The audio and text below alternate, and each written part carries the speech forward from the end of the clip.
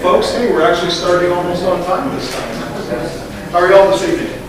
Pretty day out, isn't it? I think we're going to get a really good evening tonight after the meeting where we could go up to Peninsula Observatory and take a look through the scope. It'll be kind of nice. My name is Rick Baldridge. I'm the Vice President of the PAS. Welcome to our November meeting, and this should be a really exciting meeting. I'm very anxious to see the speaker, Paul, and we'll introduce him in a moment. Got a few little details of the club to take care of first, real fast. Let's see. Next Wednesday night, the 18th, is our board meeting here at the Observatory. Members are welcome to join and put your 2 cents in and tell us if we're doing good, bad, or indifferent on running the club for you. We always are looking for some new talent, so if you feel like jumping in and wanting to help with the newsletter, help with the observatory, help with any of the business that the club does, we'd be more than happy to have you up there. So Wednesday night, 7:30 at the observatory here at Foothill College. December meeting, we will not have a December meeting. We're getting kind of to the point in our club where, and a lot of clubs are having the same issue where December, it's just the holidays and everything going on. We were not getting very well attended at our December meetings. And December used to be our annual meeting where we had our voting and other things going on. So back about a year ago, the club decided to move our annual meeting to January, which will be January 8th, by the way. So we will not have a December meeting. We're just going to let you guys go out and do your shopping and whatever else you want to do and be with your families. No meeting this December. The January meeting actually, Gene, we'll get to that afterwards, but we actually got a very interesting speaker, Steve Gottlieb from DSJA, right? And he's doing a project where they're taking the new general catalog and the IC catalog, doing a lot of historic research on it, and they're trying to correct, because there's many, many errors in that catalog. And the catalog was first published back in 1888, and it's still being fixed. So Steve's that should be a really interesting meeting as well. Let's see, we will have the observatory open after the meeting. I'm not sure who's not familiar who's running the show tonight, okay. But 9 o'clock till 11 o'clock, we will have the observatory open. Most of the planets are unfortunately out of the sky right now, but there's a lot of still summer objects, the Ring Nebula in Lyra, Alberio, and globular clusters M2 and M3 still to look at, so we'll do that after the meeting as well. Just so I kind of get a count, I like to keep track of if we have any new people. Are there anyone here that's here the first time? Great, well thank you for joining us. How did you hear about us, by the way? I'm kind of curious. Okay, some people I know have seen us on Facebook, and we still advertise in the local papers, so try to get an idea of how the publicity works for us and everything. Well, thank you and welcome to the PAS. One last reminder is Saturday, we don't advertise this nearly enough, but Saturday we do open our observatory for solar observing. We have a Coronado H-alpha telescope on the main telescope, and we also do white light through a little short tube 80 to see sunspots and everything, but we're open from 10 o'clock until noon. It's free at the observatory as well. And we've had some really amazing prominences and things lately, so the sun's been very, very active. Yeah, so come up and join us on Saturday mornings if you'd like to take a look. All right, Gene. So Gene Cross is our program's chairperson, our board member, and I'm going to let him introduce our speakers for tonight. So this evening we're honored to have Paul, who's one of the 2 staff astronomers at the observatory. The other staff astronomer, Eleanor Gates, we had speak here a few years back of her work using adaptive optics to improve knowledge of some of the important details in galaxies, for example, black holes and behavior of stars in orbit of the galactic nuclei. Paul's interest also is in galactic and extragalactic astronomy. He was first an amateur astronomer, and he first got his interest in astronomy sparked via a green bolide that streaked across the sky, and has made an impression on him when he was 6 years old. And at the time this happened, he and his brother were having an argument, and when the bolide went by, they each had different opinions as to what it was they'd seen. And so Paul decided to go to the library so that he could prove his brother wrong. And so that began his interest in astronomy in a passionate way, because the book he chose to consult had many beautiful photographs in it. And so, as is common when you're an amateur astronomer and you have an interest in the sky, eventually you find yourself wanting your own telescope. So, 5 years after his initial experience, he bought his first telescope. And as everyone who's owned a telescope knows, your first telescope may be just that, your first telescope. So some of us have to bring the desire for new and interesting telescopes under some control. Or you may find yourself needing to rent a warehouse. So Paul went on to get his bachelor's degree in physics and a master's degree in physics and a PhD in astrophysics. And along the way, he's had opportunity to work at some major observatories before Lick. So he's worked at the European Southern Observatory. He spent 6 years in Chile, but he's actually been to Mauna Kea and Palma, and hopefully others I'm leaving out. And so prior to coming to Lick, he already had experience actually about 500 nights on major telescopes. And that's rather an amazing accomplishment, because typically when professional astronomers get an opportunity to observe on major telescopes, they're run, as it's sometimes called. I don't know if it's still called that, but 20 or 30 years ago at Palomar Observatory, an astronomer would be fortunate if he got a run of 5 or 10 nights on a Hale 5-meter telescope, because telescope time is expensive. So 20 or 30 years ago, a night on the 200-inch telescope was worth about $2,000. I don't know what it currently is on the Kex. It would surprise me if it were more like $10,000. So you have to have some good support to get it, I should think. So I also want to relate that what we're going to hear tonight is, I already know it's a marvelous talk. It's actually probably more marvelous because than the version I received early in the month of October. The Antique Telescope Society had its annual meeting, and it meets in various parts of the world, usually at or near some historic observatory.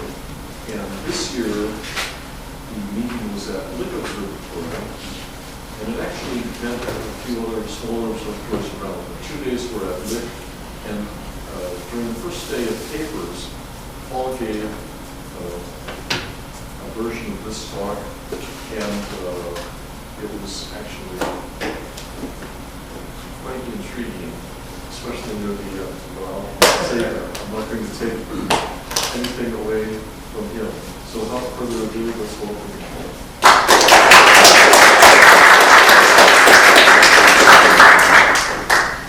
Thank you very much. Thank you for the invitation. I'll thank you also for those introductions, but I'm going to do a little bit of introduction first of all, just to catch up. It ties in with some of the things that you've already mentioned. I come from a small island on the western edge of Europe, which gave some very important contributions to astronomy. The first of which is this error-laden new general catalogue and index catalogues by Dreyer. And 3 times in its history at least had the most advanced astronomical observatory in the world. The largest telescope in the world twice in succession, once in the 1830s and once in the 1845 to 1915 regime. So you can probably work out that I come from Ireland. I'm also, as Jean said, an amateur astronomer. Here's my first and second wife. If you want to know anything about living on a mountain top, you can consult my wife. She's in the audience. The current Mrs. Lynam with my personal telescope. As Jean said, I worked at the VLT for some time down in Chile, so I've got some experience. But now, since 2011, I've been working at the Observatory on Mount Hamilton. I hope many of you will know about the Observatory on Mount Hamilton. Hopefully, many of you will visit it. And if you haven't visited, hopefully after this talk, you'll try and put it on your calendar. Well, the Observatory is one of several projects that are operated by the University of California. It's the observatory that's wholly owned by the University of California, but our sister observatory is the Keck Telescope on Mauna Kea, which are partly operated by Caltech and the University of California. The administrative offices are down at the Santa Cruz campus at UC. And you'll all be aware that we're building the next generation. Ground was cut maybe a year ago or so for the 30-meter telescope project, which, along with collaborators in Canada, China, Japan, and so on, is underway, although stalled at the moment. Hopefully going on one.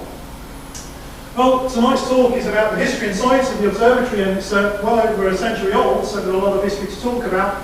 And it's going to be in two sections, 2 broad sections. The first is the history, and then I'm going to try and skate over some of the scientific contributions the observatory has made, and then onto the more recent research that we're conducting there. Well, if you're hacking somebody's phone or writing tabloid headlines, this observatory would have a history that would be spectacular for you to write the headlines with, because it's laced with scandal, intrigue, foreign adventures, war, heartbreak, wealth, and vengeance.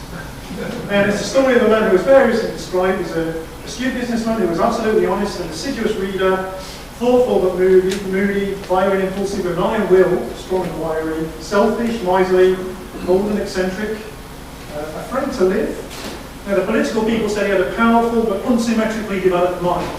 But the less political people just called him touched in the head. And he was supposedly the meanest man in California. Well, the story does not in fact start in California. It starts, it's a very sweet story. It starts only a few miles from Hershey, Pennsylvania, in a town called Fredericksburg. And it starts in 1796 when James Lick was born to the eldest of 7 children there in a very small town called Stumpstown, which was later renamed Fredericksburg.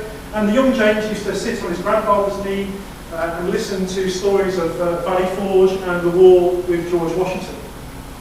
Well, James grew up. His mother, Sarah, was very interested in horticulture. She kept a garden. He was an animal lover. He had a pet rabbit called Sammy. But as he grew up, he became an apprentice to his father, who was the local carpenter. And there was probably only 25 dwelling houses in this Stumpstown stroke Fredericksburg, Pennsylvania. And as James grew up, he had a few encounters and a few problems and so on. The first was that at age 16, his mother passed away. This left an impression on him, so he was left to his own devices and level, just apprenticed to his father, learning how to work with wood. Then, as he grew into his 20s, he decided or discovered he had 2 problems. The first problem was that he was in love. And he was in love with Barbara Snavely, who was the daughter of a local miller. Well, the miller in those days was a very important man because he was grinding everybody's daily bread. So he didn't want to upset the miller. James, at the age of 20, went to Barbara's father, his name was Henry Snavely, and asked for Barbara's hand in marriage. This is one of the first insights we have into James's character. And we also have an insight into the miller's character, because he challenged James. He said, "Have you a penny in your purse? Only when you have a mill as large and as costly as mine can you have my daughter's hand in marriage." And James made a promise to Barbara's father. "Someday I'll have a mill that will make yours look like a pigsty." And he walked out of town to go and seek his fortune. And in all the greatest American rags to riches stories, the story goes that he had $1 in his pocket when he left town. Well, unfortunately, James neglected to tell Barbara, his beloved, of his plans. So he went on to New York City, Philadelphia, Pennsylvania, and Baltimore in the space of about a year and a half to go and seek his fortune and develop his skills. However, Shortly after James left town, his second problem emerged when Barbara in 1880 gave birth to James's illegitimate son, John Henry. Meanwhile, James had moved on, and he developed his woodcrafting skills making piano cases, and he got better. So much so that he started to prosper when he finally landed in New York City. He noticed that the people buying his piano cases were not keeping these items in the city itself, but they were being loaded on ships and going then to the developing Paris in the south at that time, Buenos Aires and currently Argentina. So this is an insight into James Lick's astute business mind. He decided to put out the middleman, and he negotiated with the captain of a ship to fit the captain's piano, and this was going to be for passage to Buenos Aires in South America, where he was going to move his business lock, stock and barrel. Now the plan was to get this free passage, or in-kind passage, coasting down the Americas. Unfortunately, the ship blew off course, and James spent 15 weeks at sea or something like that, calling it Africa twice to pick up minerals and so on. And he learned a lot about sailing, and he very quickly learned, just out of New York, that he wasn't really a sea dog. He spent most of his time at the rail of the ship. Anyway, he arrived in Buenos Aires. The political situation was still a little unstable. The year prior to his arrival was called the Year of Anarchy, and people were killing each other in the streets. Nevertheless, James Lick settled into a small street around 3 roads behind the presidential palace there, the Casa Rosada in downtown Buenos Aires, and yet again prospered. So much so that he became a very wealthy man in the local business area. And one of the things that you did at that time when you were a prosperous businessman was you would embark upon the grand tour and go and see the old world. So James set aside some weeks of his life to do this. Now typically people would set months or even years of their time to go and see the old world.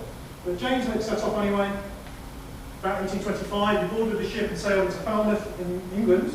And one of the first places he visited, because he inherited the interest in horticulture from his mother, was Royal Kew Gardens just outside London. In this structure he witnessed, it still stands today, this is the farmhouse. James was captivated.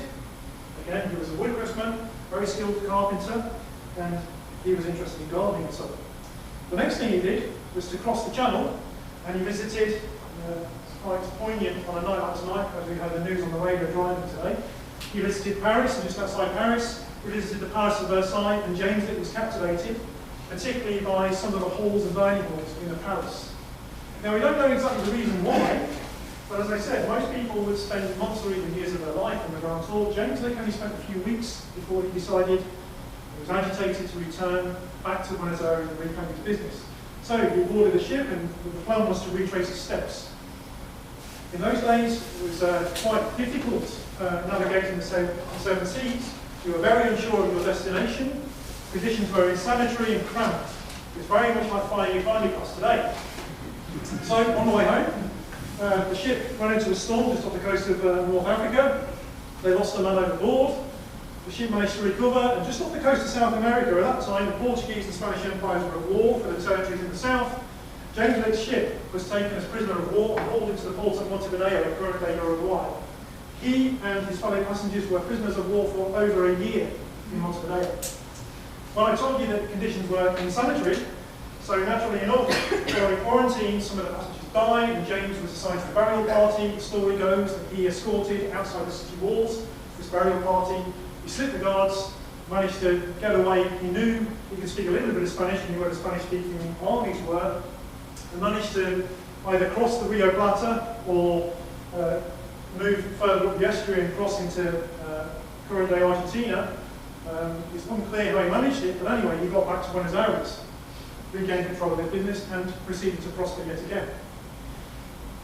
You would think that after a journey like that, you would never want to set foot on board a ship again. But at the age of 36 years old, James Lick had unfinished business. He was a wealthy man. He was going to go back to Pennsylvania to reclaim Barbara. Well, he gathered with him some animal skins and fleeces to market when he got home, and he liquidated some of his assets into gold doubloons. And he arrived in Sunstown, Pennsylvania with his money strapped around his waist, with money belts and so on. Very flash arrival in a carriage that he bought expressly for the purpose. He also had tens of thousands of dollars in cash to build a mill. He was going to fulfill a promise to Barbara's father. Well, it was a bit of a broken-hearted return for James. because he was only in Stumptown for 2 weeks.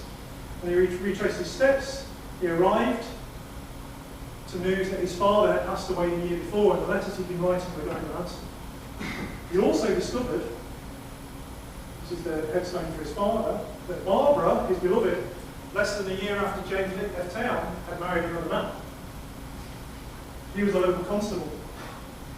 And when Barbara found out that James Lick was coming to town, she skipped town with the 18-year-old John Henry, and James Lick never laid eyes on his son when he returned to Stumptown. Meanwhile, there's animal skins that James Lick had brought to the train, sold like hotcakes, and he went back to South America a richer man than when he arrived. And he never really did complete his mill project that he promised everybody.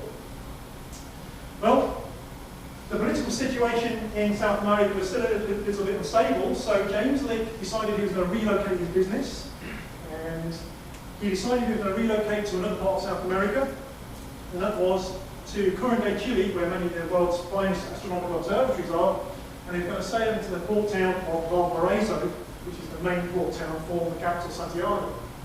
Well, to do this, you had to embark on the most arduous ocean-going voyage in the world, which was to go around Cape Horn. Lo and behold, the captain was a drunken sot, did not care for a ship. This is James's opinion of the captain. And you can't see it on the bottom there, but halfway around Cape Horn, the ship ran into a storm, and so much so that the ship went onto its side so that the tips of the masts fell into the water. So the ship was completely on its side. The only thing that saved the ship were 2 investments that James Lick had made prior to parting Buenos Aires. Obsessed with building a mill, he had bought 2 17-ton millstones to grind flour with in Buenos Aires for $3,000. And when the ship finally limped into port in Valparaiso, that businessman sold them for $7,000 apiece. So he did profit, even though he had some arduous journeys. Well, he didn't settle too long in Valparaiso. He was only there for a couple of years or so, but he still prospered, making piano cases and filling the homes of the wealthy with his pianos. There were no BMWs and Mercedes-Benz at that time as status symbols, the status symbol for pianos. Well, James Lick is spending time in South America, and something happens that promotes astronomy in the eyes of the public while James is in South America. People thought the world was ending in 1883. They held prayer meetings. It was around this time of year, middle of November. This is the equivalent of Facebook of the day, a woodcut that shows the Lynam meteor storm. And this thing recurs quite intensely every 33 years or so because it matches the period of a parent comet that deposits the material. Well, James Lick heard all the commotion and was communicated to him in writings, although almost certainly he did not see it from the Southern Hemisphere. He was too busy making money while people were attending prayer meetings. But James Lick decides he's going to relocate his business from Valparaiso in Chile to Lima in Coronado, Peru. So he gets on board another ship, takes his workbench tools and the piano cases, heads off to Lima and settles there for 11 years. And shortly after his arrival, a rather important neighbour in history, at least around this area, settles in beside him, named Domenico. Well, James Lick continues to prosper, making piano cases. But he's watching the political situation between the United States and Mexico as a war unfolds, and he notes that every time the United States gains territory, it never relinquishes it. On the horizon, you can foresee the Treaty of Guadalupe Hidalgo and the cessation of California and other states to United States territory. So while James is watching this political situation unfold, another event occurs that promotes astronomy in the eyes of the public. The Great Comet of 1843. Some of us may have seen a great comet, a wonderful comet, and if you haven't, just hold your breath. I'm sure there'll be one in the next 15 to 20 years or so. They're very unpredictable things, but we have to travel to see it, but occasionally to see one. So James Lick is kind of becoming aware of these events. But at the age of 51, he decides, right, it's time to leave. And he's an honourable man, so he actually delays his departure for something like 15 months to finish the backlog of orders in Lima for his piano cases. Then he liquidates his business precipitously for half of its true value. And he converts it into gold, and then he sets aboard a ship called the Lady Adams in late 1847. And over the Christmas and New Year period, he makes the journey up to the small town of Buena in California. And just after New Year's Day, in 1848, the Lady Adams sails through the Golden Gate. At the customs house, 1 year after, or one trip after Lady Adams deposits James in Yerba Buena, the ship flounders, falls apart, and it's ripped apart, and it goes into building the Lady Adams building in Sacramento, which still stands today. Well, at the customs house, James Lick declares his workbench and tools, which is still in the Lynam High School in San Francisco. Half of the value of his business in gold doubloons, which is $30,000 of 1848 money, and from his neighbour Domenico, 600 pounds of chocolate from Guatemala. He then goes into Yerba Buena, finds one of the only adobe-built solid houses, and buries a lot and covers it over with his workbench. Well, something was to happen to James Lick in California less than 2 weeks after he arrived in the town of Yerba Buena, which at that time had a population of around about 800 people, and that was the discovery of gold, Sutter's Mill in Coloma. Suddenly, everybody's arriving in now San Francisco to go prospecting. You could walk from the decks of, from Alcatraz Island to the shore, across the decks of the abandoned ships. Everybody's selling land to go to gold country. There's only one man in town with ready cash to buy a lot of land from you. And that man is James Lick, and he's very happy to buy the lot of land from you. And then when you come back penniless from prospecting at the wrong mines in gold country, he was happy to sell your lot back to you. 1/10 of the lot at 10 times the price. In about 18 months, James Lick becomes the wealthiest man in California, and the population of San Francisco explodes from less than 800 to over 20,000.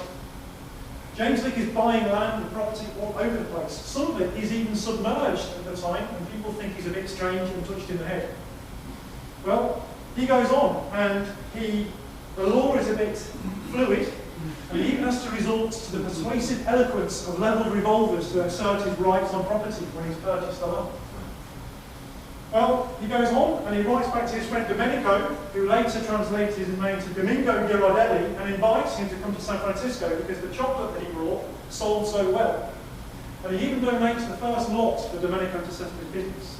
And that's how Girardelli arrived in San Francisco, at the invitation of James Lick. Here's our hero. It's about the only picture we have of him in his middle 50s to early 60s. A very stern, austere countenance. The beard was out of fashion even then. The wealthiest man in California. So what does the wealthiest man in California do? Well, he builds a house, a 24-room mansion to impress. In fact, it still stands today. It's just beside San Jose Airport. Who's he out to impress? Well, he's out to impress his illegitimate son, John Henry, who's still back in Pennsylvania. James owns a lot of property now, and he has an idea of generating a happy family to have John Henry be the heir apparent, come out and inherit the business, take over the lands and estates. So John Henry certainly does come out, and James lays eyes on him for the first time when John Henry's in his middle 40s. The two very quickly do not get on. James decides that John Henry is a profligate waster, lazy, good for nothing. In fact, the final straw was that James was an animal. They had a pet parrot called Lenny, and he goes to town one day and leaves Lenny in charge of John Henry. John Henry doesn't feed him. James returns. Lenny's dishevelled. There's something in Monty Python. The parrot is extinct, no more. And James sends John Henry home. You can see John Henry was a chip off the old block. The beard was still out of fashion even then. But John Henry was kind of disinherited in the early years of the relationship because of James's attitude towards his own son. Well, James was a bit of a curious character because despite having that 24-room mansion, he never lived in it. Only one of the rooms was furnished, and that had a very simple table inside it, and James never slept in it. He preferred to sleep in a small outhouse on the periphery of the land. In fact, James Lick never slept in a bed, as we would know it, until the end of his life. He preferred to sleep on either a packing crate in one of his piano cases, or a door laid suspended between two caves of nails. He was a man of very modest tastes, apparently. Well, the next thing James Lick, the richest man in California, sets about building is fulfilling this promise he made to Barbara's father, a mill. And he sets about building this mill, and inside, the walls are made of pure mahogany, carved by himself.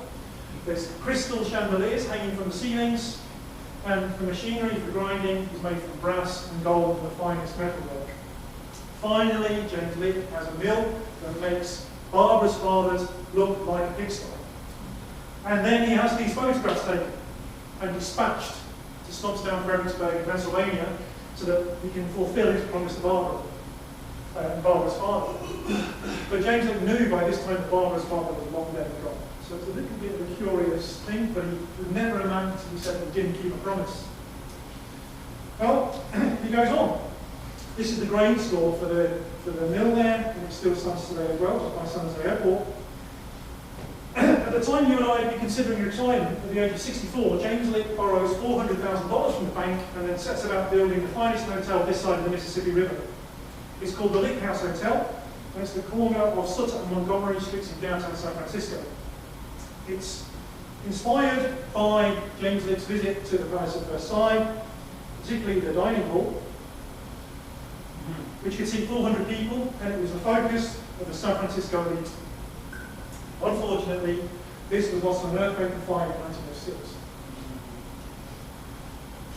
James Lick now is a very prominent member of the business community, a very prominent citizen, and he's moving in circles. He becomes a Mason, and he donates the first Masonic temple to the people of San Francisco, to the Masons of San Francisco. At this time, the highest technology project probably in the United States at that time is the building of the Transcontinental Railroad.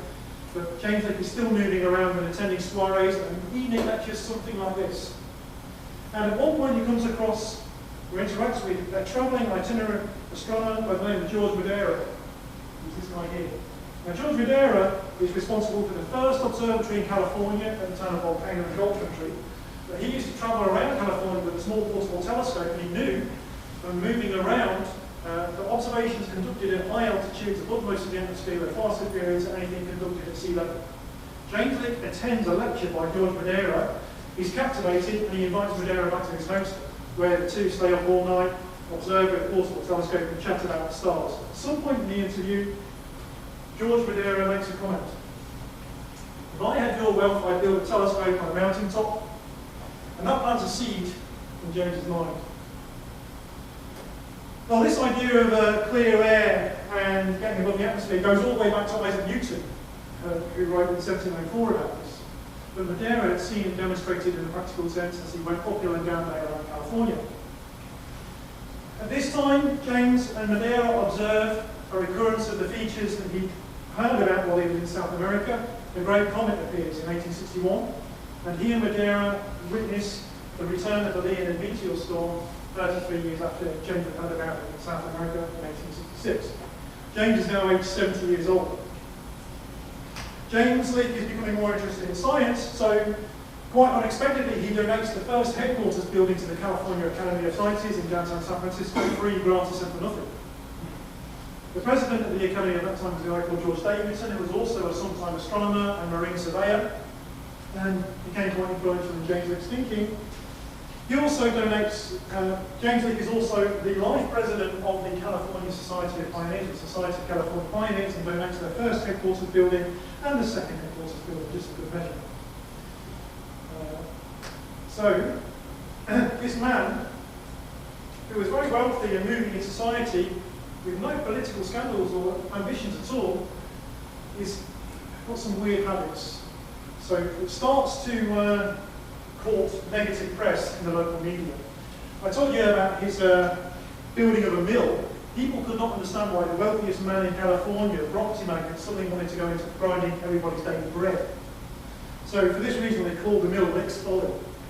I told you about his sleeping arrangements. He used to occupy most of his accommodations with drying fruit on the floor, on the newspapers, from his orchards and vineyards. The dishevelled tramp could be seen around the San Francisco Bay Area collecting what we would consider roadkill, loading the carcasses on his wagon and taking them back to the mill, and then between lots of flour, grind out the bones. So I don't know what his flour was like, but he had the finest orchards, vineyards, lands and estates in the state of California because he knew from his interest in horticulture the value of bone meal as fertilizer. There's even a story about one lady taking pity on the James Lick, the tattered, dishevelled tramp who only wore the same suit all the time. She stopped him in the street walking with her husband and made her husband give James Lick the husband's hat to tidy up his appearance. And she never knew that this was the richest man in the state. And all these curious habits started to court negative press, particularly in San Jose. Now James Lick had been, he's in his 70s, he'd been considering making a donation to the people of San Jose. And with his interest in horticulture particularly. So he'd arranged for a structure similar to the palm house at Royal Kew Gardens in London that he witnessed on his travels to be manufactured and delivered to San Francisco with the aim of erecting it in a park in Sun's 8 for the benefit of the people. But when this negative press appeared, he decided, in spite of it, I'm going to leave that structure to rot on the quayside in San Francisco. The structure went unattended and was only bought by a consortium of San Francisco businessmen after James Lick passed away. And it was eventually erected in Golden Gate Park with the Conservatory of Flowers. Well, James Lick is now leaving his mark on the landscape of California. He was an eccentric, but compared by the people who were present at the time, he wasn't that eccentric. You will have heard of Emperor Norton, Sam Brannan, the man who cornered the digging tools market before he went through shouting there's gold in the hills. Leonard Stanford of the railways, and my own favourite, a girl from County Sligo Island by the name of Lola Montez, an exotic dancer, and the original sugar daddy and murderer, Adolf Freckles. So James Lick was eccentric, but he wasn't that eccentric. In fact, some people would argue that being the richest man in town, he was using eccentricity as a screen to defend himself from people appealing to him regularly for money. He had lands and estates that needed maintaining, so he would have particular interview techniques, and he would ask candidate workers to pick up a pile of bricks and put them over to that side of the yard, and then when they were done, he would ask them, right, put them back where you got them. And if you question this behaviour, you didn't get the job. He also asked you to sometimes plant a row of trees in one of his orchards or vineyards, but leaves down and roots up. And if you questioned it, you didn't get the job. You had to be compliant. James Lick had to have absolute control over your work. Well, one man who did get the job was a young Nova Scotian when he first came into James Lick's orbit by the name of Thomas Fraser. And it was Thomas Fraser who found the old man on the floor of his kitchen at the age of 77 years in Alviso County after the old man had suffered a stroke. And basically Thomas Fraser rescued James Lick and got into a doctor and medical attention to save his life. And the two were inseparable after that.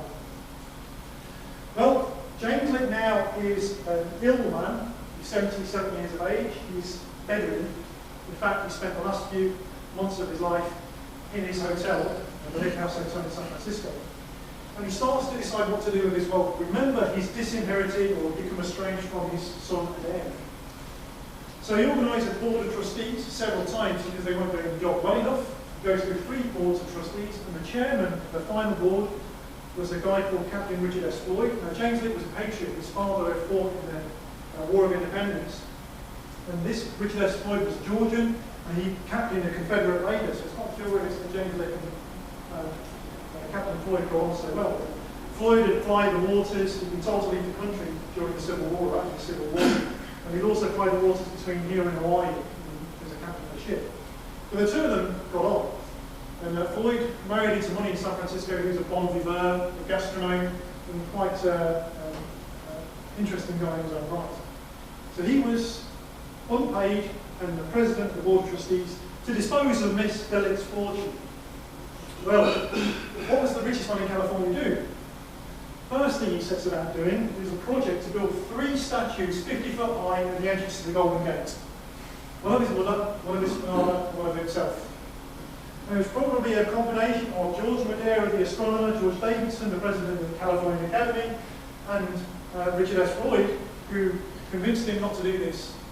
And the argument they reputedly used was, if there's ever a war, the first things to have the heads from bombarded from sea will be the 3 statues of the Golden Gate. So the plan was abandoned, but James Lick still had $1 million to drop.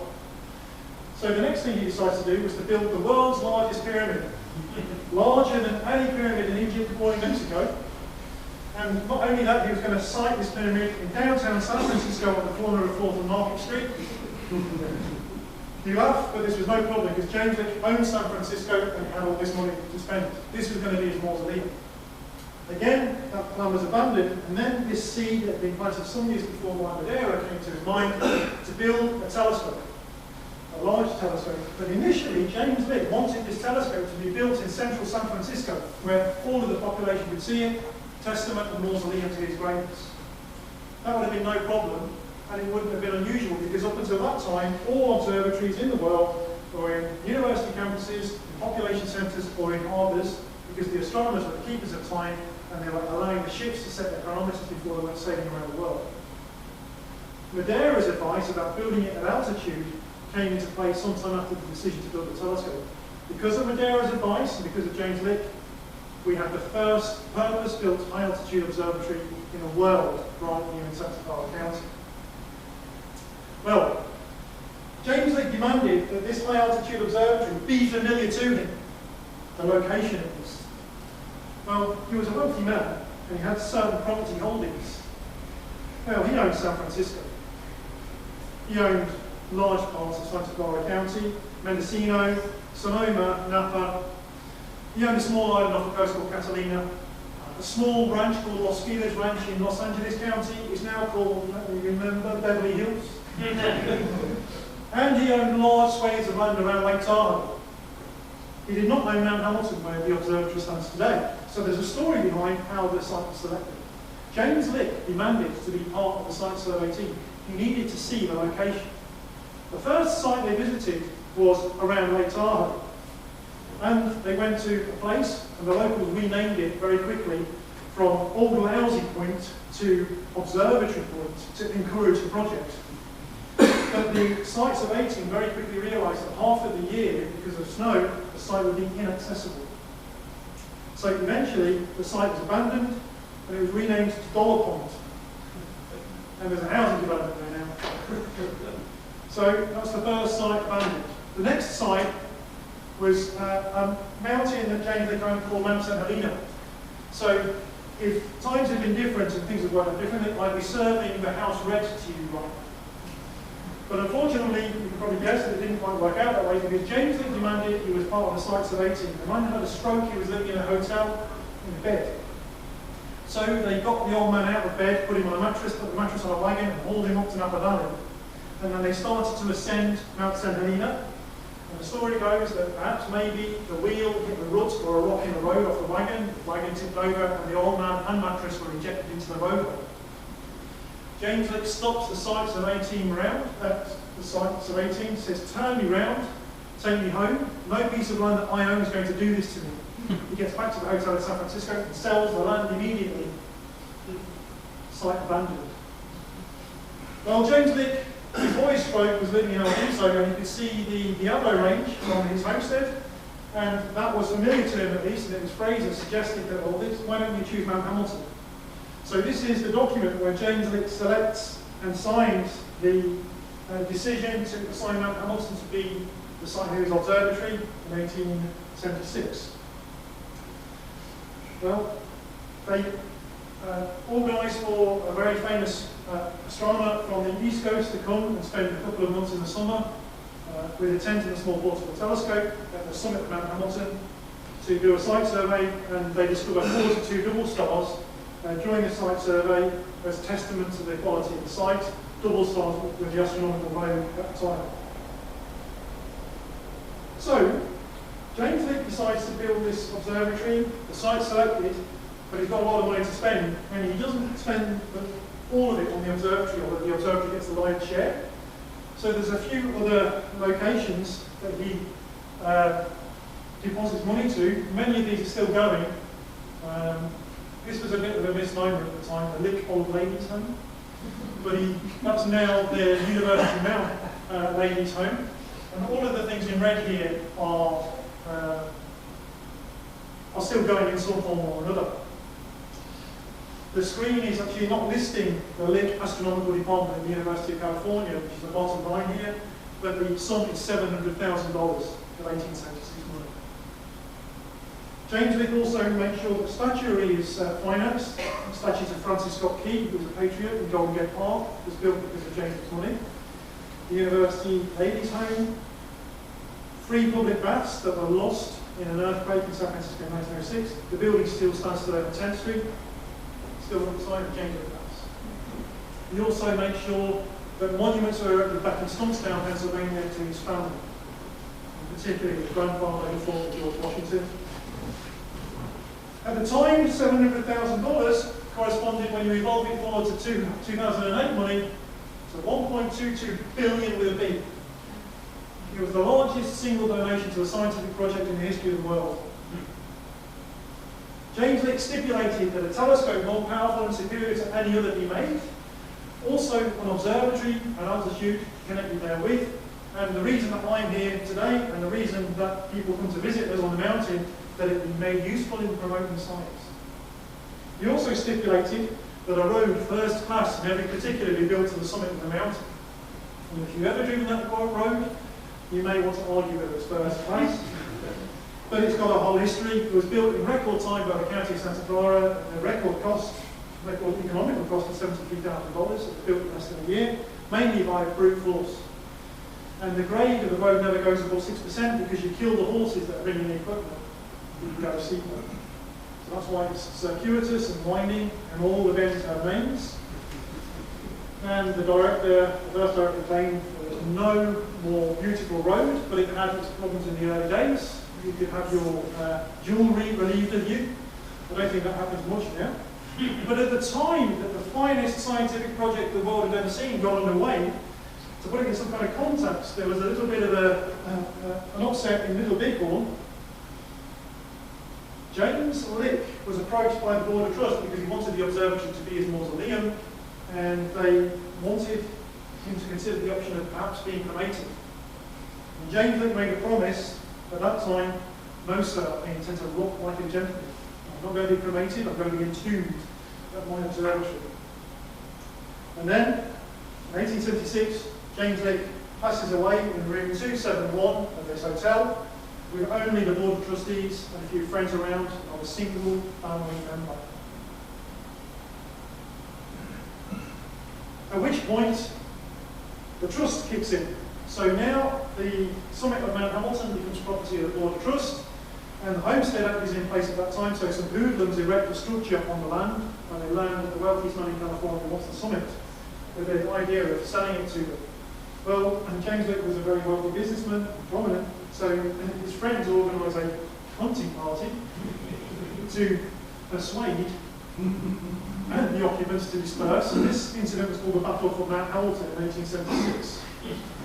The Board of Trustees contract with a very famous board of firm of telescope who were lens crafters called Alvin Clark and Sons, and Alvin Senior, Alvin Junior, and Alvin George, or George Clark. And they are contracted to construct the lenses of the finest telescope the world has ever seen.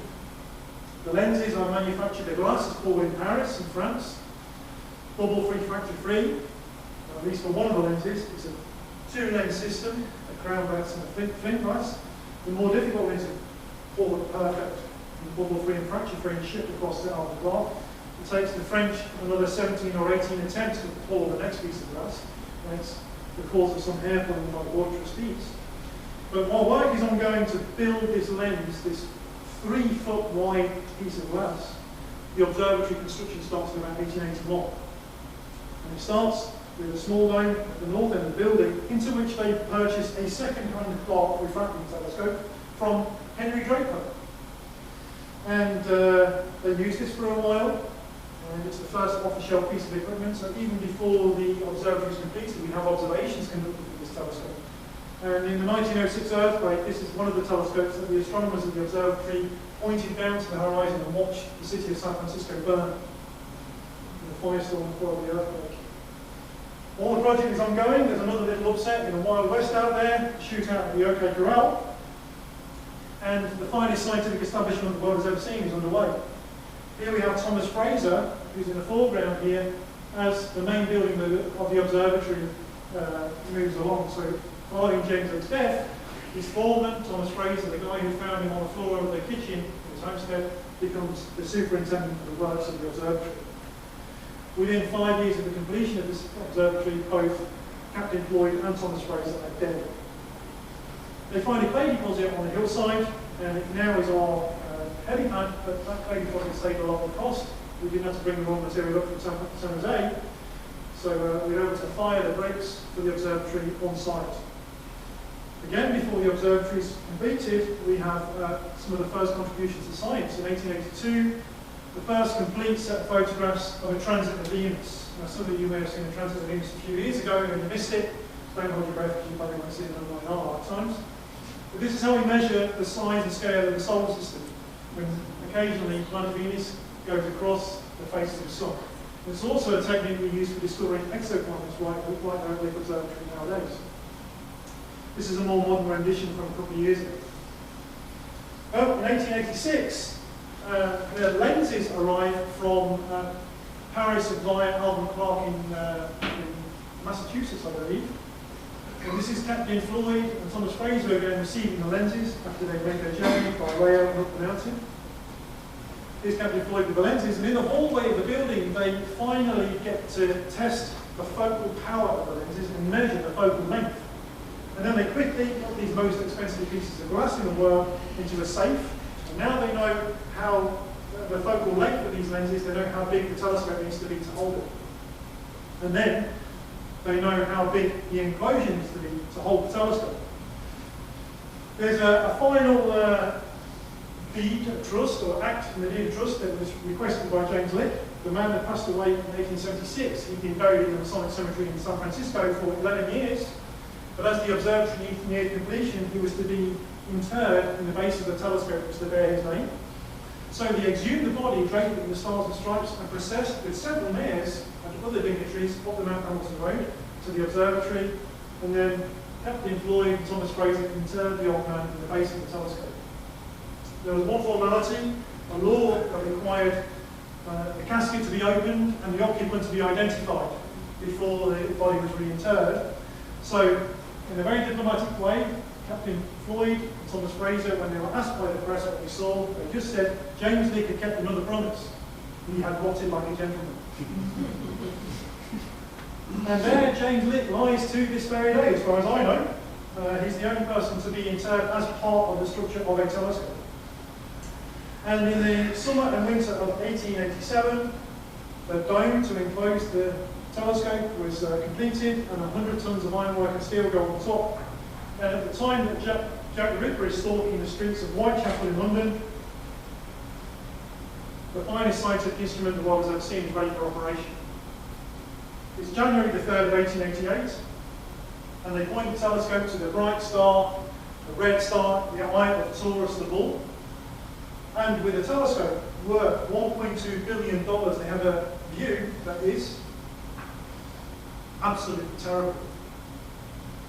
Well, there's some scratching of heads. I should mention it was a very cold night.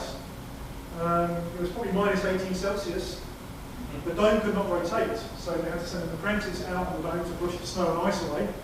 And then they could only open the slit of the enclosure to point the telescope out. It basically became a transit telescope. Well, one of the constructors of the telescope was there that night. A gentleman by the name of Swayze, Ambrose Swayze, of Warner and Swayze. And he takes a gamble. So he sends to the workshops for a hacksaw. And to $1.2 billion worth of equipment, he cut 6 inches off the end of it that night with his hacksaw. The weather closes in, and they have no idea of knowing whether he did the right thing. They have to wait for 4 days. And then they refocus the telescope after the storm abates on the 7th of January 1888, and they have a view with the now refocused telescope. That was, beyond doubt, the greatest telescopic spectacle ever beheld by man. And on that night, a discovery is made. They discover a new gap in the rings of Saturn. It's called the NK division, but it was discovered by an astronomer at the observatory called James Keeler, because he wanted to honour a previous astronomer by the name of NK.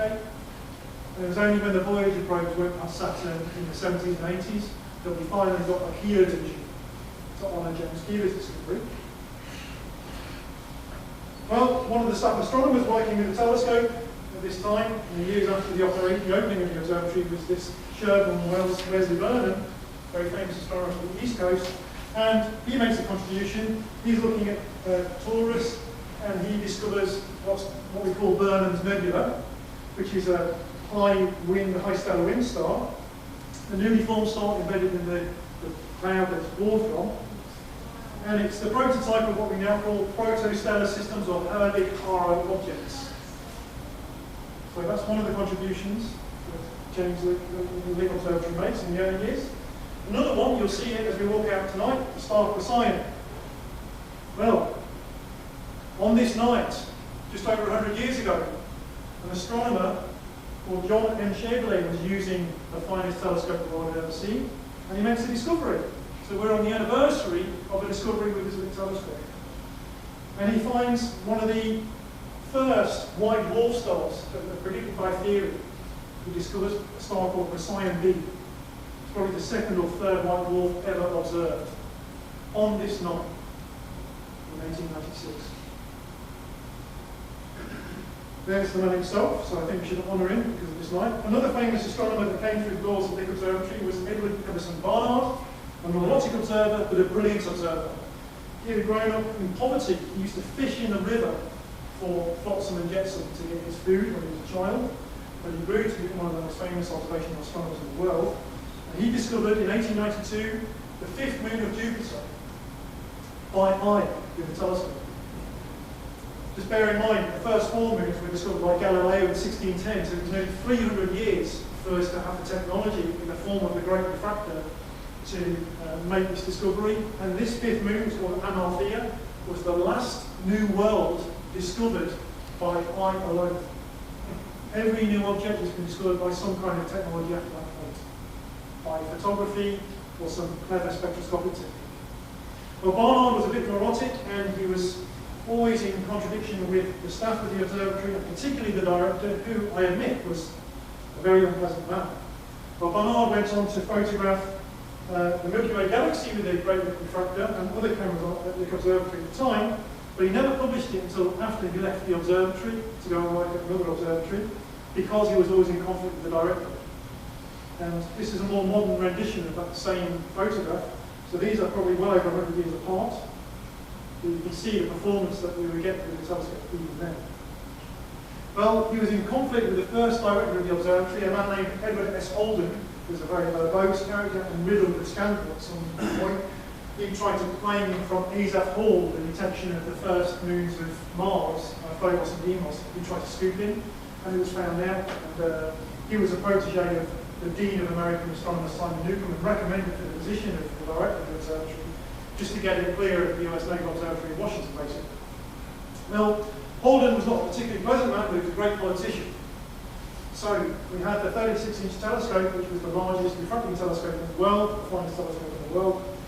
He became aware of a new amateur telescope on the market in about 1895 called the Crosley telescope. This was the first reflecting telescope using a glass substrate mirror. Up until that time, all the large reflecting telescopes were made out of metal alloyed with speculum. They were difficult to maintain, and they were distorted, and they tarnished easily. So Holden actually had this telescope donated to the observatory in 1895, and it was described by the astronomer who was ordered to get it working as, I quote, a pile of junk. Well, Holden was ousted by a putsch by the staff at the observatory because he was so unpopular. And he was succeeded by James Keeler, who was beloved by his colleagues. And James Keeler didn't want to step on the toes of anybody else in the observatory and impinge on anybody else's ongoing projects with different instruments. He adopted this pile of junk and got it into operation. And it evolved over time into various formats. And he was experimenting with a new type of technology called photography. And he evolved this telescope into a more rigid structure. And he started photographing the spiral nebulae, as they were called at that time.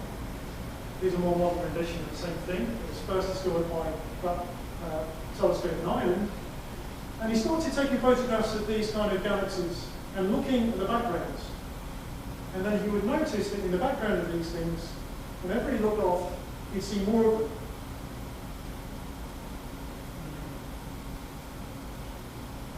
And James Keeler was gradually coming to the realization that these things were not embedded in the Milky Way galaxy.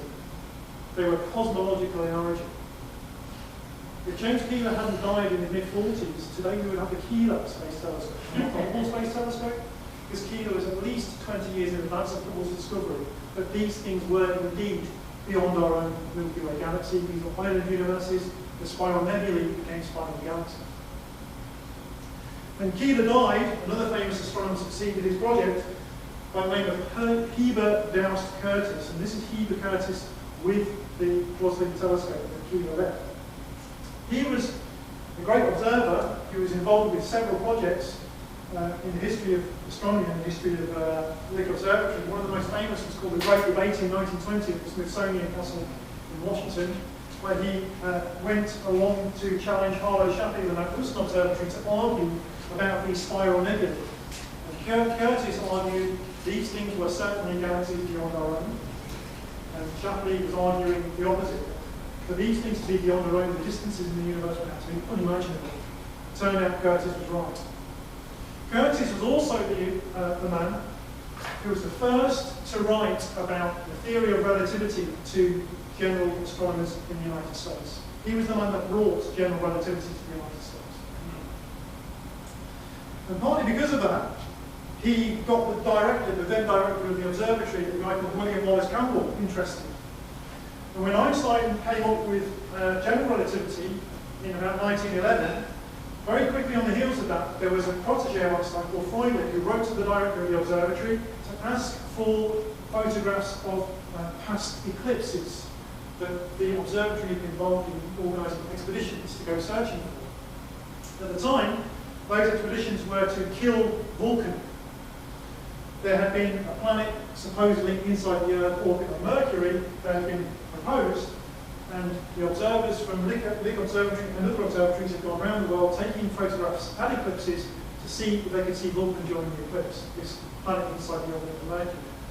Over several iterations and several eclipse expeditions, they finally nailed the coffin of Vulcan. It doesn't exist. So they had an archive of eclipse photographs.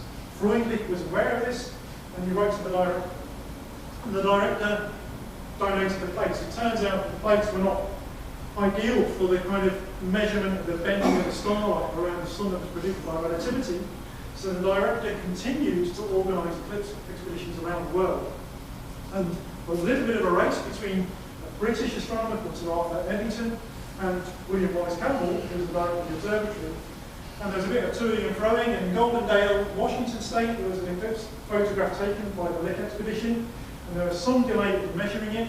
Curtis was involved, Curtis was between jobs, so they delayed and they were unsure about the results. And then the negative results or the inconclusive results were not published. By the time Eddington came up with the results in 1990, where Eddington claimed he had confirmed general relativity to match the prediction of Albert Einstein.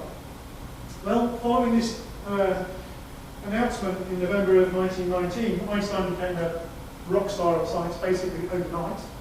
But it was greeted among the astronomers by some degree of skepticism. Everybody looked to William Wallace Campbell, the director of the observatory, to confirm Eddington's measurements. And in 1922, the Lick Observatory expedition went to Australia, got a photograph and they measured it, and they announced their results in 1923, April of 1923. And that sealed general relativity. And that's why this month is the anniversary, the centenary of general relativity. This year, in fact, is designated the International Year of Light by the United Nations to honour the first final form of relativity. Shortly after Campbell cabled his results to Albert Einstein, we received a letter in German to the director of the observatory, Professor Campbell, from Albert Einstein. I don't know who speaks German here, but basically says, thanks very much for the exciting results. So this is in our archive. And just to give you an idea of the power, this is William Wallace Campbell here attending a conference with Albert Einstein, Edwin Hubble, Emerson, George Hale. So we had the Crossley telescope, we had the 36-inch refractor, and Campbell also initiated the project to build a telescope like the Crossley down in the southern hemisphere in Santiago in Chile. So we have a worldwide observatory network with the finest and most powerful telescopes in the world operated from right here in California. And the director of the observatory moved in some very illustrious circles. This is William Wallace Campbell with Phoebe Hearst, the Hearst family, Randolph Hearst descendant, and Thomas Edison, who was an early donor to the observatory. So since that time, we have had many firsts and many contributions. The first spectrum of an active galactic nucleus, a quasar, was taken in 1908 at Lick Observatory. The first detection of interstellar chemistry was taken in 1919 at the Observatory.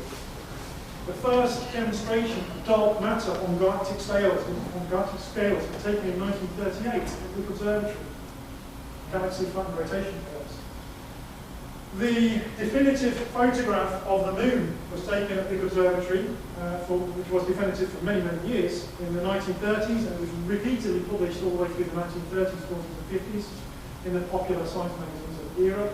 In fact, this was a photo lab trick where they took a photograph at first quarter and last quarter and then they stitched them together in the dark to get a full moon picture, to bring out the detail of the moon. One thing that I like, a big contribution that the observatory made, they used a telescope called the Carnegie double refractor to survey the night sky decades apart, in the 30s, 40s and 50s. They got a whole sky survey, and with that you're able to detect change over that time baseline.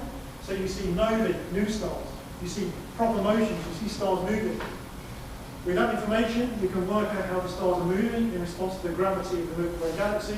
You can work out the shape of the Milky Way galaxy. We learned that the Milky Way galaxy is not simply two triangles back-to-back in shape, but we have a bar and warps and bends in the Milky Way galaxy. If you then take that data, all the stars at foreground in this survey, you throw all the star data away, you're left with a photograph of the galaxies in the background.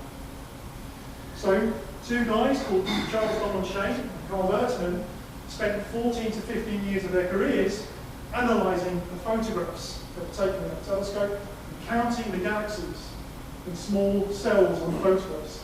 They analysed 1.5 million photographs of galaxies, and they came up with the first statistically uniform survey of the structure of the universe. You can see this is from data acquired in the 1940s. It's a rendering produced in the 1970s, but even in this image, you can see the now characteristic cosmic foam structure. Our first view of this kind of structure was acquired with facilities at the Observatory. This is a more modern supercomputer rendition of that kind of structure. Shane went on not just to do this birth of statistical cosmology, but he acquired the means and wherefore to build the second largest telescope in the world on Mount Hamilton. This is the Shane telescope that went into operation in late 1959 and early 1960s. It was used famously in one particular episode on the 20th of July 1969 to fire a laser at the moon. Neil Armstrong and Edwin Aldrin had deployed this guy, which is a reflector, and it was a project to measure continental drift by watching how a beam fired from the telescope bounced off. And we confirmed that we were there before Neil, Buzz and Mike Collins got back and were picked by the Hornet, because we got the bounce back from the laser within a couple of weeks. Apparently, I just learned this in the past week or so, a photograph taken with that telescope in 1962 of Hadley Rill on the moon was the reason NASA sent Apollo 15 to that particular location on the moon. It was considered the finest photograph of a feature on the moon ever taken. It was taken by an astronomer called George Herbig. And this is Apollo 15's landing site, and you can't see the reason why we went there. And you can see the tracks of the lunar rover, for example. This was taken from orbit some years later. But if I show you the next picture, you can see the reason why I went there. You can see this river, or this rill, or this feature in the moon. It was picked up by a photograph, or the finest resolution was picked up by a photograph from the Observatory. The discoveries have gone on. We have had great involvement in working out how black holes relate to the parent galaxies, and these supermassive black holes are potential galaxies, and the largest scale structures in the universe. And one of the prime movers in that was Sandy Faber, who a couple of years ago was awarded the Presidential Medal of Science by the President, Charles Washington. And then one of the more famous things the observatory has been involved with is the idea of maybe having planets around other stars. In 1995, we only knew of one star that had planets around it. We now know they're ubiquitous and virtually around every star that we look at. Well, Thomas Fraser speculated when he was laying the foundation stone of the observatory in 1883 that maybe there might be distant suns with worlds revolving around it like our own. Just think of it. Is every star we see a sun like our own? Well, over 100 years after Thomas Fraser made these comments, we confirmed it. Well, this is not a Lick observatory photograph, this is from the southern hemisphere. The Lick was involved in finding or confirming the first planet around a sun-like star. the first multi-planet solar system around a sun-like star, and so on. And we now know that planets are ubiquitous. Lick Observatory has also been involved in technology, instrumentation and demonstration. CCDs were brought along largely with Lick Observatory involvement, setting the standards and so on. The cameras on board the Sophia flying infrared observatory, some of those technologies were developed at Lick. The Kepler space satellite, the technologies to detect planets were done at Lick. We are searching for alien civilizations and laser communications with groups from the SETI Institute. Some of you may know that this is Frank Drake here, the Drake equation, who's observing. We are developing new technologies to detect planets in different ways. This is a polarimeter and Sloan Victorovich, who has now gone on to industry. And we are developing the next, or testing at least, the next generation of astronomical detectors. So you're all using probably in your cell phone cameras, CCD devices, charge coupled devices. Well, we may be seeing the next generation that were deployed at Lick a couple of years ago. They're called MKIDs, microwave kinetic induction detectors. And these have certain advantages over CCD detectors, mainly that they are read noise-free and instantaneous reading. So they're going to open up a whole new domain of time resolved astronomy. And you may know that we pioneered the technology of adaptive optics, where we can correct the seeing in the atmosphere, or untwinkle the stars. And from the ground, we can get a picture of planet Neptune.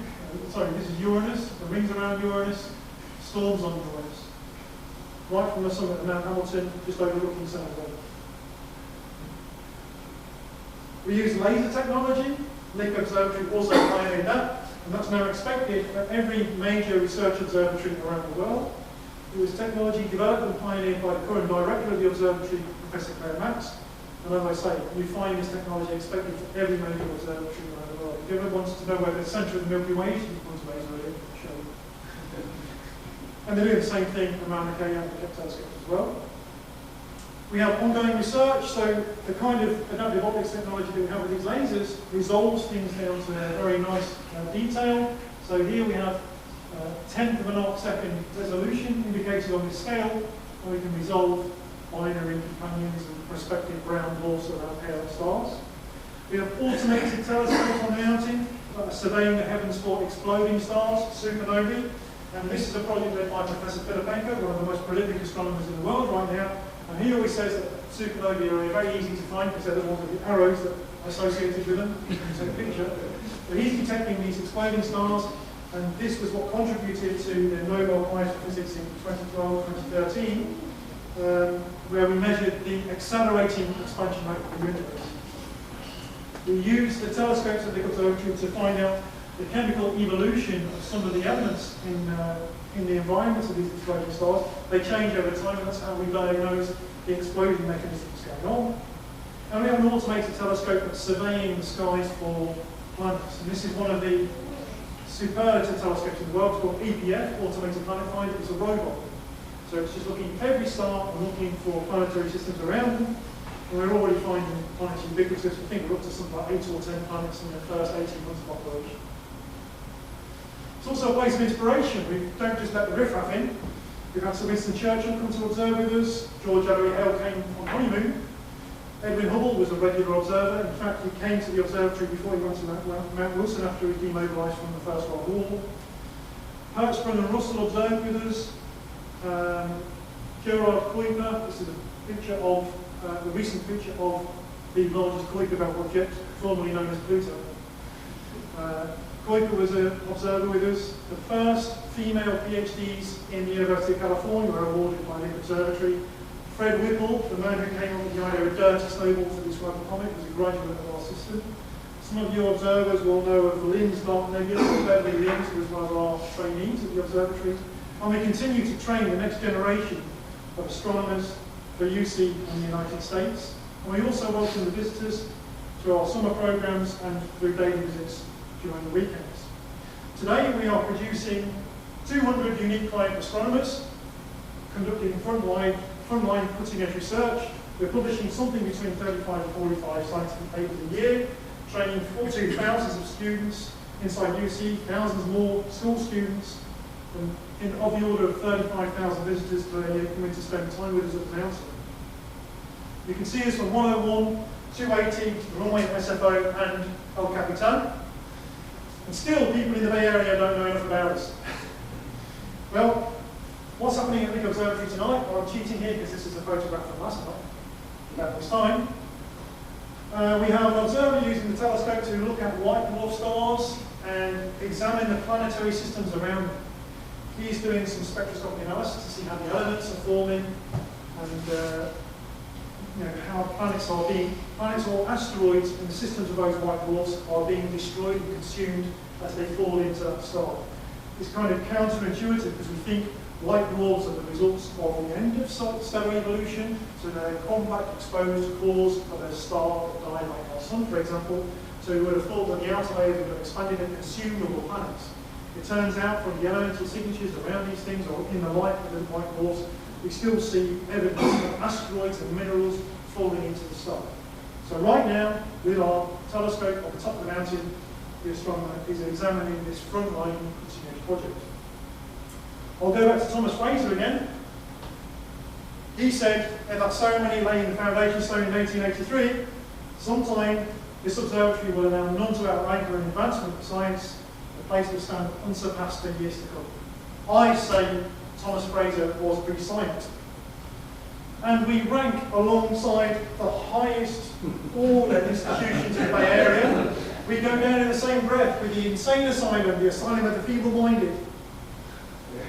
Well, for all that, the history of astronomy in general, Californian astronomy, and the future of astronomy, we have one man at least to thank. And that man is... No! Have you been listening? It's Barbara's father. For making James Lick so bitter and twisted that he went off to make a fortune and left the lion's share to astronomy. Well, there's somebody else we should thank. The University of California received the observatory in June of 1888, 6 months after it was opened. James Lick always intended. You may have known that there was some uncertainty. In October of last year, the university rescinded a decision to defund the observatory. But that was not just the result of a campaign targeted at the office of the president of the university. It's also thanks to people like you. We need your advocacy to spread the word about this world-class institution on your doorstep. Please tell people about the observatory and what we're doing. Please come and visit us if you get the chance. We'd love to have you and talk to you and explain more about what we're doing. You can also join the Friends of Lick organisation. That logo is based on a real photograph. I think maybe one of yours with there, sure. And we have some summer events that go on through the year. And if you're interested in reading more about the subject, we have the Generous Miser, which is the biography of James Lick. You can get it in the library, for example, and read about James, Thomas E. Fraser and Kathleen Floyd and James Lick's monument. High on the Sky is the first 100 years of the observatory. We're thinking about writing the next 100 years as we speak. Still in print is The Day We Found the Universe, which the first 5 chapters or so talk about Lick. The Perfect Machine, hopefully some of you have read that. That's about the building of Panama, but there's a very close relationship between our telescope and our largest telescope, the Panama telescope. And if you're interested about the conditions that prevailed when James Lick was sailing the 7 seas, I would recommend Star of the Sea. Thank you very much.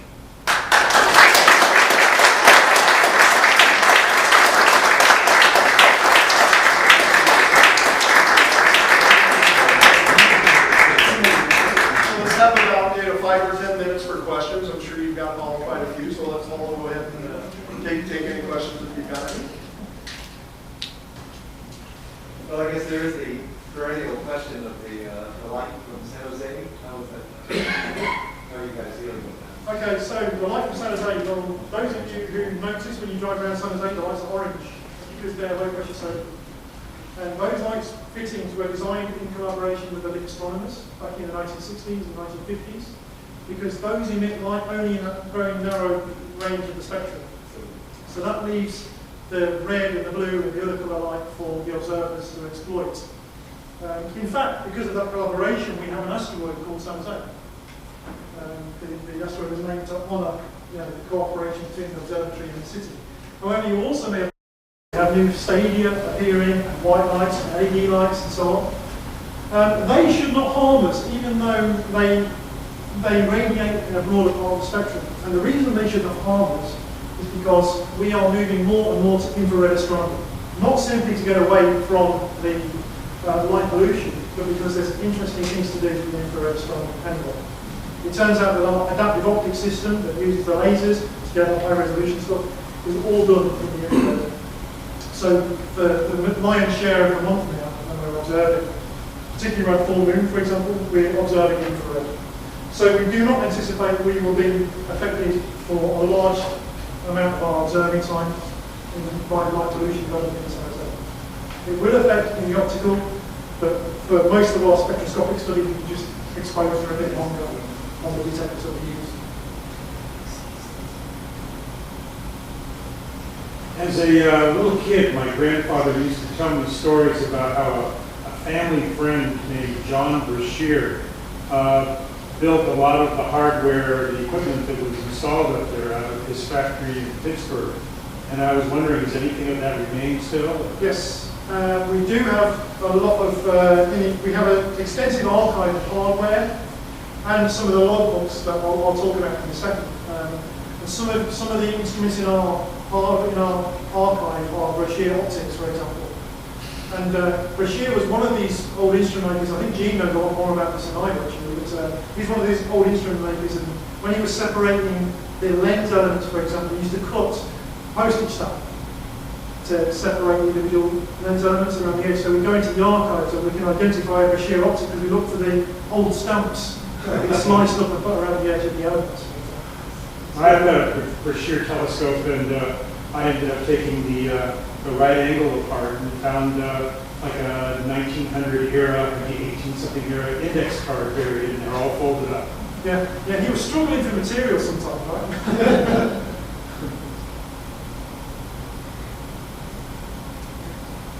James would ever get married, or was he just... No, that's the heartbreak of the story. No, he never got married, so he died alone with not a family member in the room. And he had disinherited his illegitimate son. But when the board of trust was being put in place towards the end of James's life, the lawyers said, you can't do that to your son. It will slow the whole process down.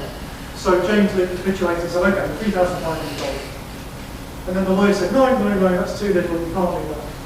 And then there was another interim sum of $150,000. And the lawyer said, John Henry will challenge you. So in the end, John Henry got $535,000 from James Litchwell. But a lot of that was to build the family monuments back in Tokyo. But no, James never got married. So, any more questions? Okay, yeah.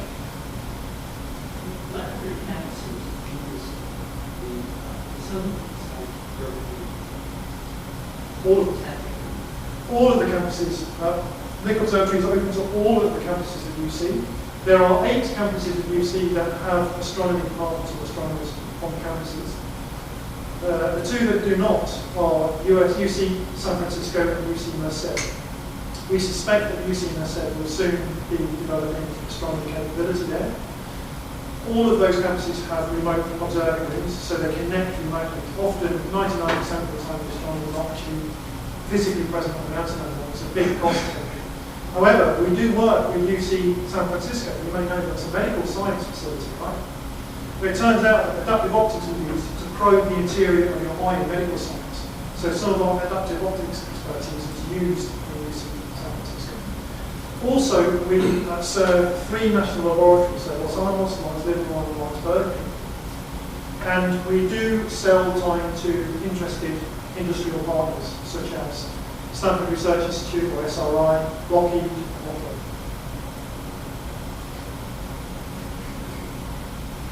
All right, so let's give Paul another big round of applause.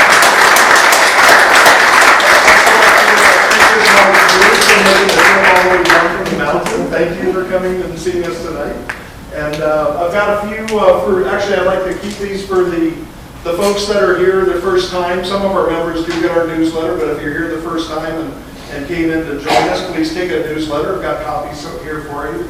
And Paul does have some very fascinating looking logs down here. Please be very careful with them. They look very, very old.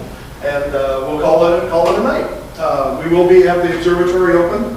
I think it is right now actually until 11 o'clock. It looked like a beautiful night. So thanks all for coming, and we'll see you in January.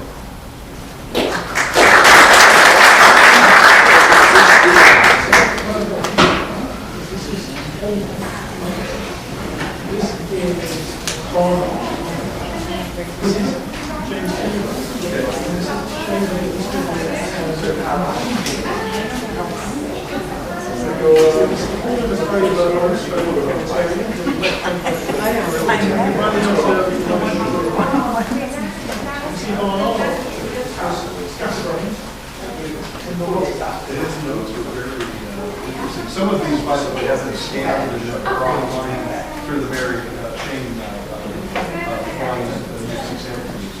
So for Barnard, I normally bring down the 1892 distillery of Althea, so they're not in very bad condition, so the archivist is not enthusiastic about anything. This is James Keeler. James Keeler, an artist. And James Keeler was one of the first people educated in astrophysics. He graduated from he was a spectroscopist, so some of these, you can see diagrams and spectral lines. He was visually in spectroscopy. And here this is John Shabley's account from this night, 1896, Procyon, discovery of Procyon, discovery of a new object.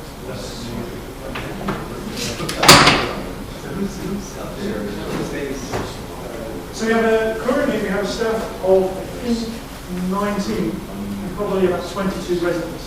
Well, 20 tonight, we're down here. So we have 2 astronomers, we have a cohort of about 5 to 6 very talented specialist engineers.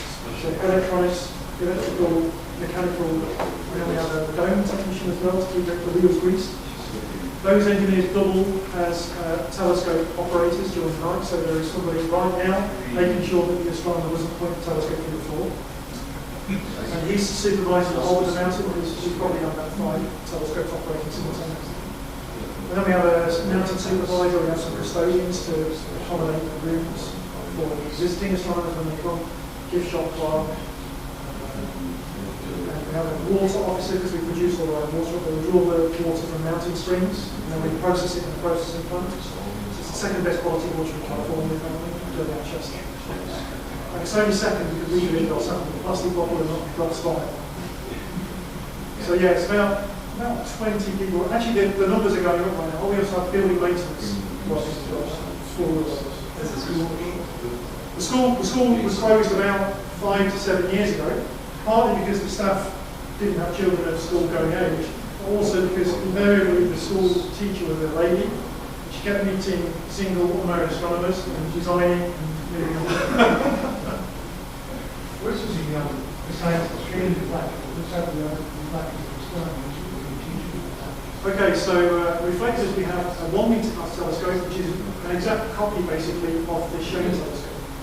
It's exactly the same operation, so you can build an instrument on the nickel on this 1 meter telescope and then move it if it's successful over the sun. We have a 32-inch automated telescope, which is called the Katzmann Automatic Imaging Telescope, or KIT. That's operated by Oxford Observatory group, hunting for supernova. We have a 2.4 meter automated planet finder telescope, that's the superlative robot that's doing spectroscopy. It's the only thing like it in the world. So they're routinely operating. Then we use the refractor largely for public outreach now. The refractor was being used for science up until 2 years ago. So there was one particular astronomer who'd been coming for over 45 years every summer. The refractor, 36-inch refractor. And he was using a bifilar micrometer to measure the separation of double slits. You're still doing that even though it's a few years ago. Yeah. Then we have a 22-inch reflecting telescope, which is probably possibly the finest telescope on Earth. It was built in 1936 by an amateur astronomer from Berkeley, the largest amateur telescope in the world, called George Thorpe. this on a terrible note. So that's a 22 inch. Then we've got the Carnegie double astrograph, but that's now not in use. And if you want it, it's fine, you can make it cheap. And then we have the positive reflecting telescope, and that is a rather sad story. It's the Crosley is probably the most important telescope in nuclear astronomy that's on Mount Hamilton. That was used up until about 2010 for observations. That was the workhorse of California astronomy for 5 decades. And it's not used anymore. Partly it was in a rainstorm, and the worm gear got filled with water and it rusted. So it's like a hobby for some of the staff to try and recover it. And we would love, I personally would love to get the Crosley in operation. Crosley is certainly the most prolific telescope. What's the aperture now? 1 meter is 36 inches. The Crosley originally began like in London. It won the gold medal of the Royal Astronomical Society. There was a guy called Andrew Common. Demonstrates the first photograph of the source in the sky painted in the world. And then it moved to Halifax in Yorkshire. It was sold to a guy called Crosley, who was famous for making carpets. He had the expensive carpet. Crosley tried to sell it because he had some kind of dancing experience where he was going into matters of the head. And the director of the observatory at the time, it came to his attention. He said he was a nasty man, but he was a great politician, and he wrote a very obsequious letter to Crosley. Crosley donated the telescope and the dome and put his hand into his pocket to finance the shipping to relocate in 1895.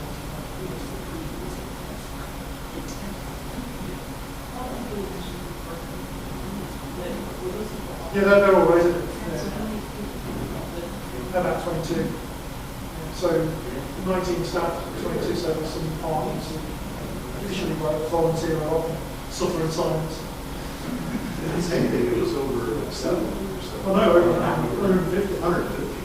So in the early 60s, there was 150 people living in White Mountain. The top is around by the top, we own 3,600 acres, which is about 4 square miles at the top, so it's 6 miles either side of the peak on the road. We adjoin land on the back side, there are some ranches. On the near side, there is the Joseph Grant State Park, the Grant State Park, which is a protected piece of land. And we also have the University of California Research Ranch, it's called the Blue Oak Ranch Reserve. Adjoining the Grand Ranch is the Henry Coast State Park. So I think I'm right in saying that it's the largest contiguous area of protected land in the state. And the dubious courtesy of the Blue Oak Ranch Reserve Research Station is that we also have the highest density of officers in the state.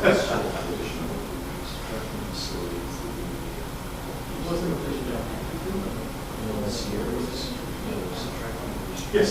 So in the first. That's why the telescope is as low as it is. Which means they needed a spring fire. I don't think that went into the design. But yeah, it may well be true. It's not in my reading, but I'm learning all the time. Yeah, but the first maybe 15 to 20 years of the observatory operation, there was no electricity. So Thomas Edison donated a generator. And Curtis again was responsible for holding a parade. He got hold of the coffee when the mountain was finally electrified. And he put all the gas lamps and the paraffin lamps in the coffin, and he led a procession through the Mount Hamilton Road, and they buried it somewhere on the mountain. I don't know where. I'm still looking for it. But yeah, so all the machinery was powered by water. The floor, the dome turning, the opening of the dome. It was a totally environmentally friendly site. Most observatories that ladder down 36 inches of floor.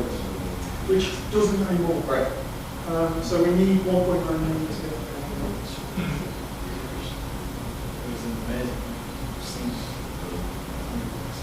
Yeah, and that was built by a shipyard in San Francisco, and the first ship they built was still from the 1800s. So how much is the observatory today? The insurable value is $100 million. It's worth more than that to me. Yeah, it's priceless. Yeah, so that's the insurable one. We can only go that far. And it's 1.4 something million to 1 year. Housewife. Desperate housewife.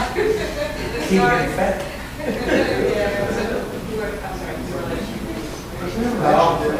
Your friend, but you're desperate. You're just. I didn't know that. I didn't know that. I see. So,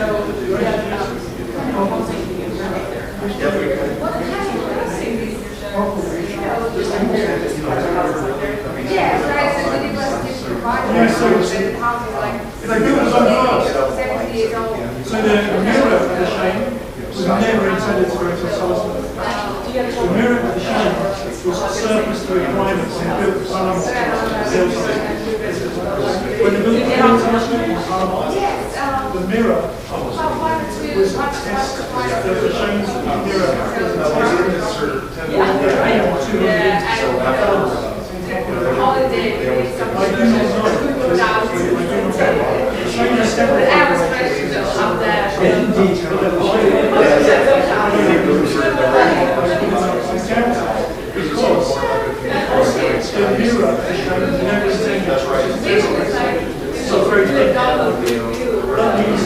When they try to shape the mirror, they can take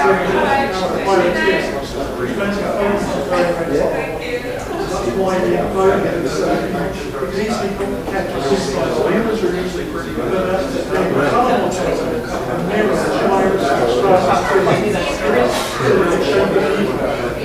so I think I do not know the relative resolution.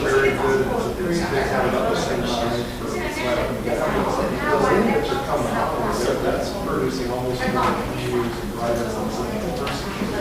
So the jet is down. Things like that. So people want to go out. That's a couple of the jets are also a little bit more not quite as much. Yeah. Well, I mean, that's been looked at for a long while. Right from sunset. Our rising quite good. Yeah, the Gemini's are excellent. You see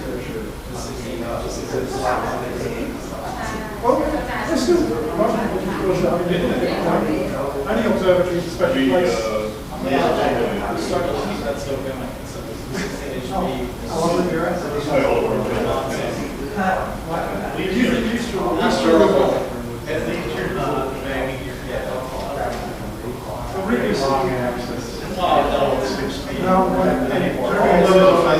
Although it's been time that I know you were there. You said, you know.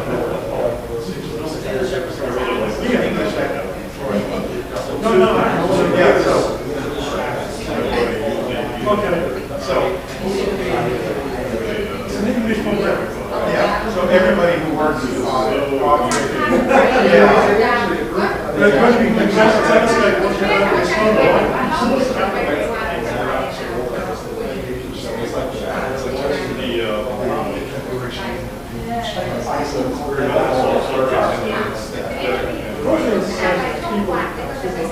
watching over the sun, right? Because he was describing it as scary telescope because it's so dangerous. And there's the telescope that works. Tom now. You go in there and look at yes. On the castle, so you're walking. Yes.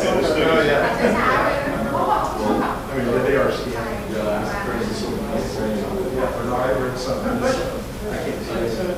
So it's just you mentioned it's not just an NASA. Yeah, we are looking for membership.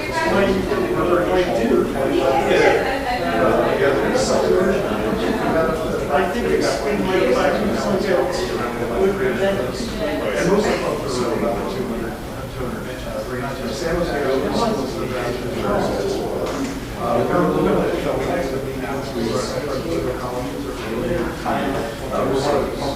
I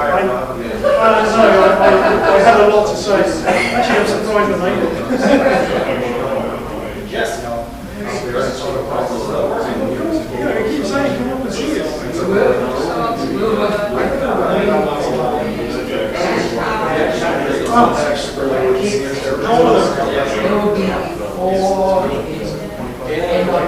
End of the month. Okay. So maybe another 18 months or so, when they're 5, 6, that's when we can really get me. Excuse me for a second.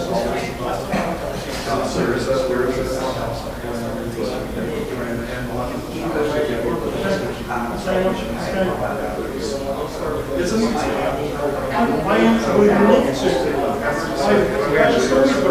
You can't Yosemite Village.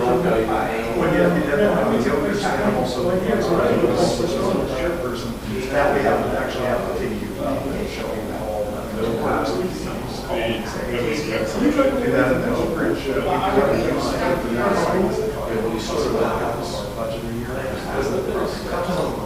So that's it.